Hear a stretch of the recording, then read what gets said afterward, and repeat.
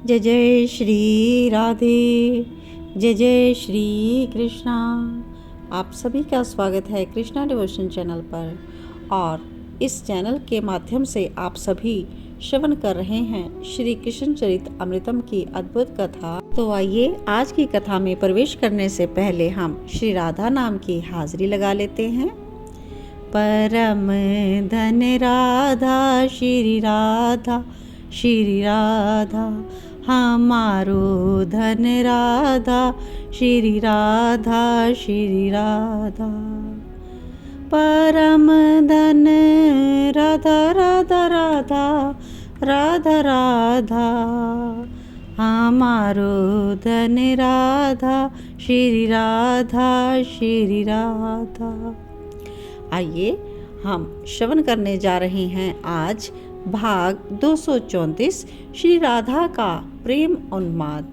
उद्धव जी प्रसंग को आगे बढ़ाते हुए कहते हैं कि बुद्धि का विषय ही नहीं है ये प्रेम, और मैं बुद्धिमानों में श्रेष्ठ उद्धव चला था प्रेम को पराजित करने। बुद्धि कहाँ समझ पाई है प्रेम को, ये तो शुद्ध हृदय का विषय है। श्री राधा रानी जो मेरे नाथ की आह्लादनी थी, विशुद्ध प्रेम का साकार रूप थी, और उनका मैंने प्रेम उन्माद देखा। कभी कभी तो लग रहा था कि मैं रोऊं, दहाड़े मार कर रोऊं, लेकिन मेरी बुद्धि आड़े आ जाती थी और मैं कमर कसकर ज्ञान का टिमटिमाता दिया जलाने का प्रयास करता। पर जहाँ प्रेम रूपी भास्कर का प्रचंड प्रकाश समस्त ब्रज को आलोकित कर रहा हो, फिर वहाँ पर ये मेरा ज्ञान का दिया। उद्धव यह प्रसंग यमुना के किनारे विदुर जी को श्रवण करवा रहे हैं, और उद्धव के स्वयं का यह प्रसंग है, इसलिए प्रेम भाव से भरे हुए गदगद से वो बोल रहे हैं। कहते हैं, चारों ओर से गोपियों द्वारा घिरी हुई श्री राधा रानी मध्य में बैठी हैं। इन सबके चर्चा का विषय एकमात्र इनके प्रियतम श्री कृष्ण हैं। और इस बार वही भ्रमर गुनगुन करने लगा था श्री राधा रानी के कानों के पास आकर, और तब श्री राधा रानी का प्रेम उन्माद प्रकट हुआ, और वो कहती हैं, क्या क्या क्या बोलना चाह रहा है भौरे, क्या कह रहा है तू? क्या तू हमें मथुरा ले जाने आया है? तेरे मित्र ने तुझे यहाँ पर भेजा है, हमें बुलाया है क्या? और भंवरा गुन गुन कहता है और कहता है, हाँ, आपको आपके प्रियतम ने बुलाया है। जा तू यहाँ से। राधा जी कहती हैं, क्यों, तेरे मित्र को कुब्जा से फुर्सत मिल गई?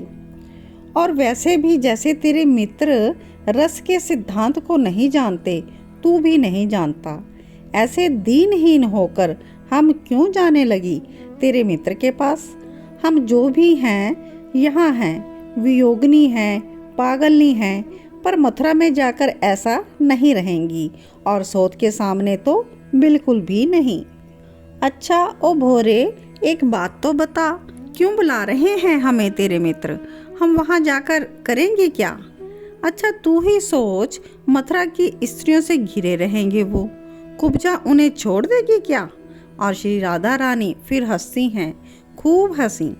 भ्रमर तू जा और कह दे कि गोपियां नहीं आना चाहती मथुरा, वृंदावन छोड़कर हम कहीं नहीं जाएंगी। हाँ, तेरे मित्र को आना हो तो वो आ जाएं। और यह सब बातें सुन भमरा उड़कर चला गया, और श्री राधा रानी देखती रही कि वो मथुरा की ओर जा रहा है। और फिर सखियां कहती हैं, हे प्रियाजू, आपने जो इससे बातें कहीं, अगर यही बातें श्याम सुंदर को कह दिया तो चौंक गई श्री राधा रानी। कह दिया तो? उस गोपी की ओर देखकर पूछा, कह दिया तो बुरा मान जाएंगे ना श्याम सुंदर? ओहो, बुरा मान जाएंगे। श्री राधा रानी को यह सुनते ही उन्माद चढ़ गया। वो उठ खड़ी हुई, चारों ओर देखने लगी, उस भ्रमर को रोको, वो जाने ना पाए प्रियतम के पास।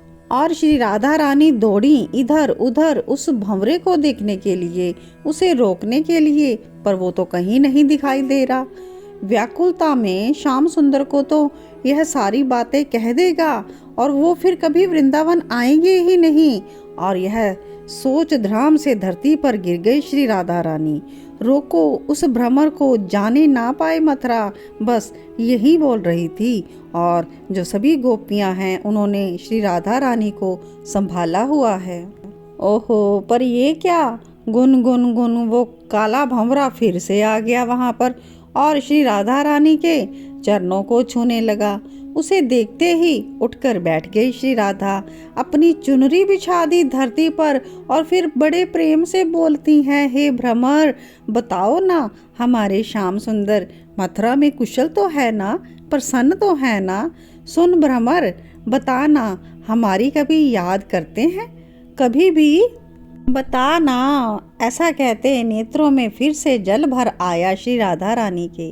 कभी भी किसी भी प्रसंग में बताना भ्रमर, बताना। और फिर अपने आंसुओं को पोंछकर हंसने लगी और कहती हैं, मैं भी पागल ही हूँ, हमको भला मथुरा में वो क्यों याद करने लगेंगे?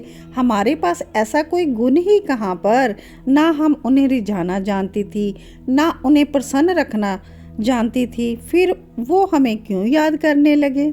श्री राधा रानी ऐसे ही बातें भ्रमर से कर रही हैं और बातें करते हुए रुक भी जाती हैं और फिर से बोलना शुरू कर देती हैं। हे भ्रमर, कभी कोई फूलों की माला अगर बेकार बनाई हो किसी मथुरा की नागरी ने, तो श्याम ने हमें याद किया।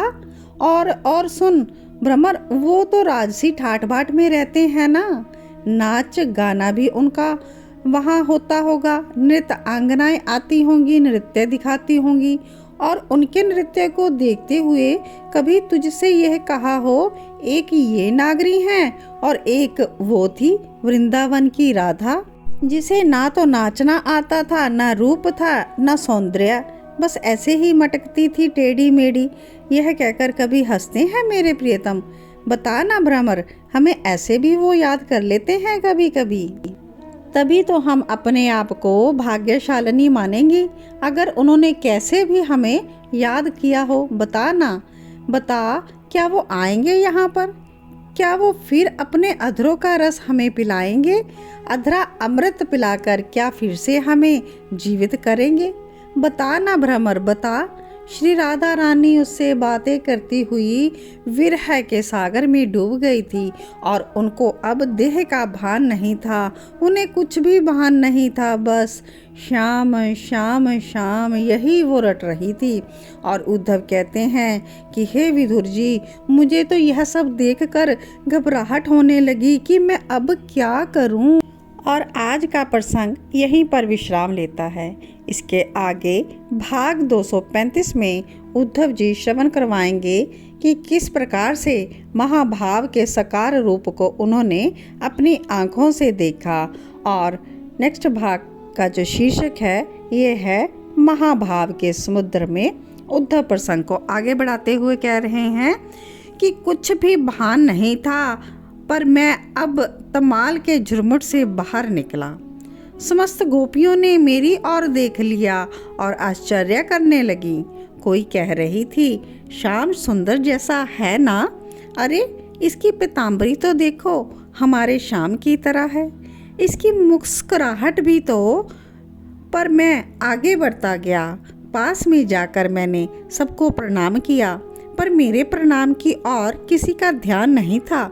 सब यही कह रही थी, दूत है श्याम का। तो दूसरी गोपी कहती है व्यंग करके कि स्वयं थोड़ा ही आएंगे, अब दूत भेजने लगे हैं, राजा बन गए हैं ना, इसलिए। पर मैंने श्री राधा रानी को हाथ जोड़ते हुए कहा, हाँ मैं श्याम सुंदर का ही दूत हूँ, उद्धव मेरा नाम है और मैं संदेश लाया हूँ। श्याम सुंदर का दूत उद्धव? श्री राधा जी ने अपनी दृष्टि ऊपर उठाई और मुझे देखा, फिर आश्चर्य से मुझे पूछने लगी, संदेश? पर किसका संदेश? आपके श्याम सुंदर का, मैंने कहा। यह सुनकर वो सुकुमार प्रिया जू तो हंसने लगी। मेरे श्याम सुंदर? मेरे श्याम सुंदर तो कहीं गए ही नहीं हैं। देखो ना गोपियों, समझाओ इसे, संदेश उसका होता है जो परदेश गया हो, जो दूर गया हो, पर मेरे प्रियतम तो मेरे पास में है, मेरे तन से, मन से, हृदय से जुड़े हैं और मेरे नयनों के सामने ही रहते हैं। और कुछ देर चुप रही, फिर एकाएक बोल उठी, वो देखो देखो, उठ खड़ी हो गई श्री जी। दिखे तुम्हें मेरे प्रियतम? वो देखो, कदम्ब वृक्ष के नीचे खड़े हैं और बांसुरी बजा रहे हैं, मुझे बुला रहे हैं। ये कहते हुए हंसने लगी श्री राधा रानी। और मैं देखने का प्रयास करने लगा, उचक उचक कर दूर भी देख रहा था कि शायद हो, लेकिन मुझे तो कुछ भी दिखाई नहीं दिया। और श्री राधा रानी ने मेरी ओर मुड़कर मुझे पूछा, दिखे? मैंने नहीं में सिर हिलाया। फिर जब उस जगह राधा रानी ने देखा तो बोलती हैं, वो तो चले गए। और श्री राधा रानी कातर हो उठी और कहने लगी, बहुत बड़ा अपराध हो गया मुझसे। अपना सिर पीट रही थी और कहती थी, उद्धव वो मुझसे कहते थे, बार बार कहते थे कि जो तुम्हारी और हमारी बातें हैं ना, ये किसी और को मत कहना। पर मैं तो बाबरी हूँ, कह देती हूँ। और अब देखो, तुम्हें बताया ना तो वो बुरा मान गए और चले गए। लगता है रूस गए हैं, और अब मैं कैसे मनाऊं उनको? यह कहते हुए श्री राधा रानी रोने लगी और मुझे कहना पड़ा, हे कृष्ण प्रिय, पर वो तो मथुरा गए हैं। नहीं नहीं, वो मथुरा नहीं जा सकते। वो मुझे छोड़ कैसे सकते हैं? मुझे प्यारी, प्राणवल्लभा, हृदेश्वरी, प्राणेश्वरी कहते नहीं थकते थे। कहते थे कि मैं तुम्हें नहीं छोड़ सकता राधे, ऐसा कहते थे बार बार। फिर वो मुझे कैसे छोड़ देंगे? लेकिन इसके आगे मैं क्या कहता। उस समय मेरी वाणी भी अवरुद्ध हो गई थी। कुछ समय लगा, लेकिन मैंने पहले ही यह स्टार्टिंग में बता दिया है कि ये महाभाव का समुद्र है।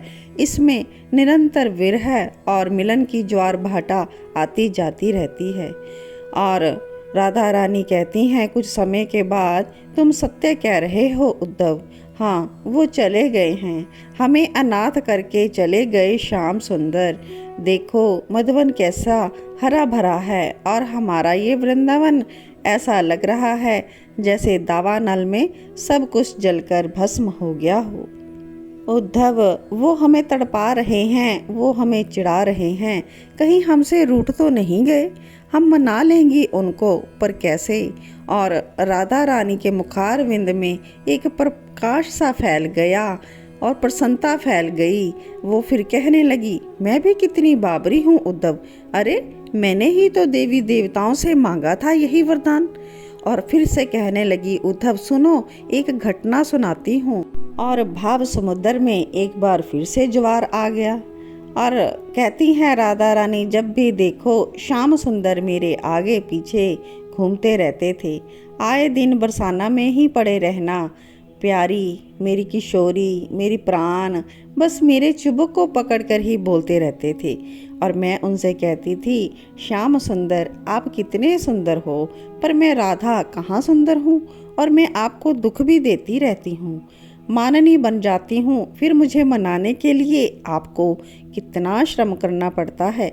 हे नाथ, आप मुझसे दूर चले जाओ ताकि आपको सुख मिल सके। मैं रहूँगी तो आपको सुख नहीं दुख ही दूंगी, इसलिए आप जाओ, मुझसे दूर हो जाओ।